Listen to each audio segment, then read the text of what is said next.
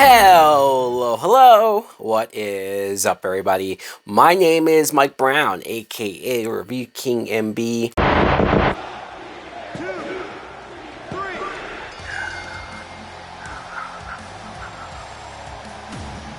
Only 3 stars. And this is more Tyler Perry reviews. This time I have watched, for the first time, like all of these movies, Four Colored Girls. This is a 2010 film that was produced, written for the screen because it was previously a poem that Tyler Perry took and wrote an entire script from, and directed by Tyler Perry. This is his first rated R movie. So when I saw that, I thought, let's see what he brings to a rated R film. Let's see what, will it be more mature? Will it be more grown up? Will it not be as silly, over the top, and goofy? And I guess yes and no is the answer, because this might be Tyler Perry's most star-studded or well-rounded group of actors. This cast is phenomenal. This cast is major as far as the talent all across the board, all the way around. And there's a part of me that wants to give credit and almost thanks to Tyler Perry for making a film that did allow for these actresses, and black actresses especially, to act with one another, to share the screen, to have their own stories, and sort of maybe show some range in some cases. But then the other part of me thinks, if only the material was better, if only the writing was better, if only the script was better, if only it wasn't, for the most part, the same bullshit that Tyler Perry brings. Now, I guess it is, at this point, his most mature film. You can tell that it felt like the rated R stuff, he says fuck a bunch of times, and I say him. Tyler Perry is thankfully not acting in this movie. I think that's why I'm also giving it a little extra points.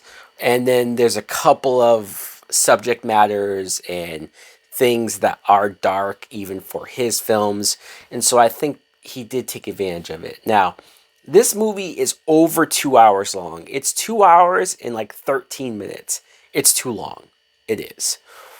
There's a lot of stories going on. There's a lot of characters with their own situations going on. So I guess he felt like he tried to give as much time to each character and each plot as he could. But then there's other scenes that you could tell it could have been chopped down a little bit. It could have been edited down a little bit. There's scenes that go on for quite a while, and I just couldn't help but think, man, if you did pace this out better, the movie wouldn't be over 2 hours. Let's talk about each and every actress, because it's mostly the female actors that I want to pay attention to here. You got Janet Jackson, who, she's a good actress. I mean, you mostly know her for her music, and I know she's acted in other things, but you don't primarily think of her as an actress. I think she's good here. She plays this hard-ass type head of this company that treats her assistants like shit, and then she has her own stuff going on with her husband, and he's sort of sneaking out at night, and you would think sleeping with women, but no, he's sleeping with dudes. It's like that episode of Law and Order where Ice-T is talking to that guy, and the guy says, "I'm not gay, I just like to sleep with men." Well, that makes you gay. That's pretty much beat for beat the scenario that her husband is going through. Thandie Newton, who I am today years old when I found out how to spell Thandie Newton's name.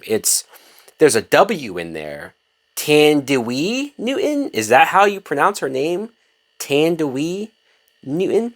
Either way, she plays this woman that sleeps with several different men, random men.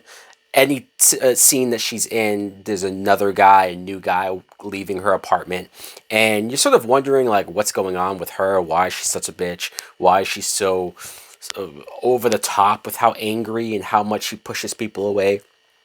And then you see that she's the daughter of Whoopi Goldberg, who, it was a pleasant surprise to see Whoopi Goldberg in this movie. Her other daughter the sister of Tandy Newton, is played by Tessa Thompson. And her story was interesting. She was a younger teenage girl that sort of got caught up in the wrong mess. Felicia Rashad just plays a woman that lives in the same apartment building as a lot of these characters, and so she's just sort of indirectly reacting to everything and just sort of trying to help people, but shit hits the fan with a lot of things. Kimberly Elise, an actress that I've seen in a lot of things, and I feel like every movie or show or whatever I see her in, she gets the most depressing stories, the most heartbreaking situations that any actress probably should realistically go through. Here, she's living with Michael Ealy. And Michael Ealy, he's one of those actors that you see him in movies and you kind of get what you get. Here, he's this dude that has PTSD because he was in the army and he came back all fucked up, and he's super jealous and possessive, and he doesn't trust his girlfriend. They have kids, and he's angry around the kids. He drinks all the time. And where that story goes, where that ends up, is not what I expected. They went so dark and so heavy and hardcore. I almost thought, this is too much. like Tyler Perry, damn, this is too heavy. This is too much for me to even want to deal with. I did not expect you to go that hard with that story. It's like, fuck. Kerry Washington, again, I'm just listing great actresses that I'm like, fuck, he got everybody to be in this movie. Kerry Washington, she's a social worker, so she comes in to sort of investigate these kids that are around Michael Ealy. And you find out that she is married, but she's upset doing this type of work because she can't have kids herself. There's issues going on there. She physically can't, and so it pains for her to see other people having kids who treat them bad or don't really want them. Who else do we have? Loretta Devine, an actress that I've seen a lot of things, and so when I saw her here, I was sort of happy. I was like, I like her. And it makes sense, her style of acting, that she would be in a Tyler Perry movie. Macy Gray, randomly in this movie for one scene. I don't know why, but Macy Gray was there. And last, but certainly not least, because I think between this character, this actress, and Kimberly Elise earlier, I can't tell which one had the more sad story.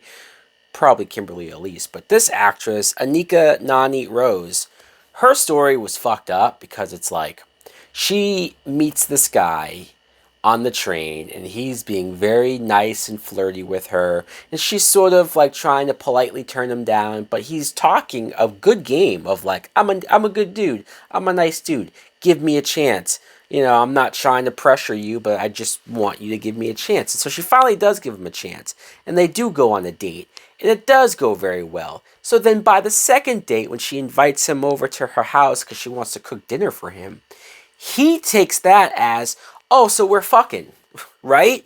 And she's like, whoa, no, that's not, too fast. That's not what I meant at all. And he just takes his clothes off right in the fucking kitchen and grabs her and assaults her. And this scene goes on longer than I wanted to see any of this. It's Tyler Perry going, oh, rated R? Okay, we're fucking going for it.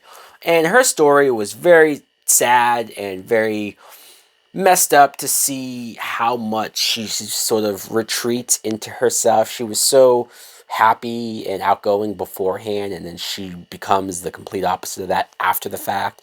And so it's hard to watch her interact with people after that. And yeah, so this movie, I guess it ultimately didn't make me feel good. And I'm not saying that's what it was supposed to do.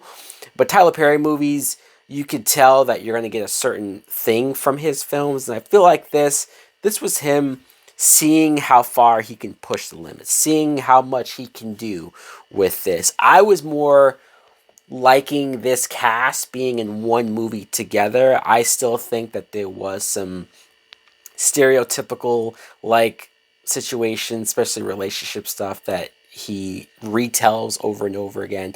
But this might be one of the better structured, albeit too long, one of the better structured and better acted films that Tyler Perry has made. So all in all, I'm going to say it was okay. It was okay. It was fine. Let me know in the comments below if you too have seen For Colored Girls. What do you think of it? Do you agree that it might be too intense or too rough? Or do you think, no, compared to that other sillier Medea shit that he usually does, this was a welcoming breath of fresh air. Thanks for watching. Like, comment, subscribe. Later! Time's changing quickly for me and you. The future's come, it's come for you. The moment upon your very eyes. The life around you are hypnotized. I take my 1144 and spread wide open, light up the floor. The things come fast from here on out. No more delay or benefit of doubt. The prophecies, they talk to this time. I've been waiting patiently to bust.